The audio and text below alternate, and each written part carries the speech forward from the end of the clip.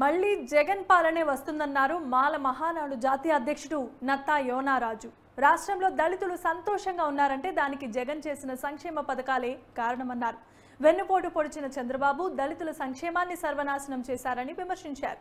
రాష్ట్రంలో మాలలంతా సీఎం జగన్ పక్షాన ఉన్నారని, మళ్లీ జగనే సీఎం కావాలని కోరుకుంటున్నారని చెప్పారు. ఇక రాబోయే ఎన్నికల్లో 175 సీట్లు గెలిపే లక్ష్యంగా దళితులు పనిచేస్తారని రాజు ధీమా వ్యక్తం చేశారు.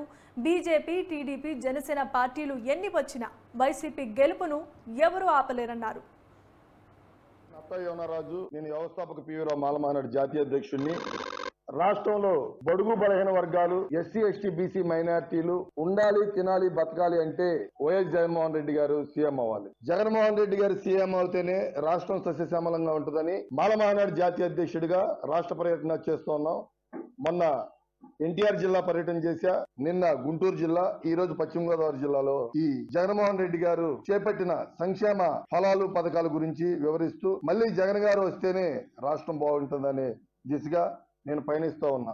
మరి ముఖ్యంగా నేను ఇక్కడికి వచ్చిన తర్వాత తెలిసింది, చింతమనేని ప్రభాకర్ అనే వ్యక్తి లక్ష్మీపురంలో క్యాంపెయినింగ్కి వెళ్ళి ఎస్సీ కాలనీలో ఒక ఎస్సీని పట్టుకొని ఇష్టానుసారంగా నేను పోటీ చేయబోతే నిన్ను చంపేస్తాను రా అని అన్పార్లమెంట్ లాంగ్వేజ్ తో దోషం చేస్తూ ఉన్నాడు. అంటే రాష్ట్రం ఎటుపోతా ఉంది. అక్కడ స్థానిక ఎమ్మెల్యే అబ్బాయి చౌదరి గారు మంచి విద్యావేత్త, మేధావి, అన్న అంటే పలికే వ్యక్తి.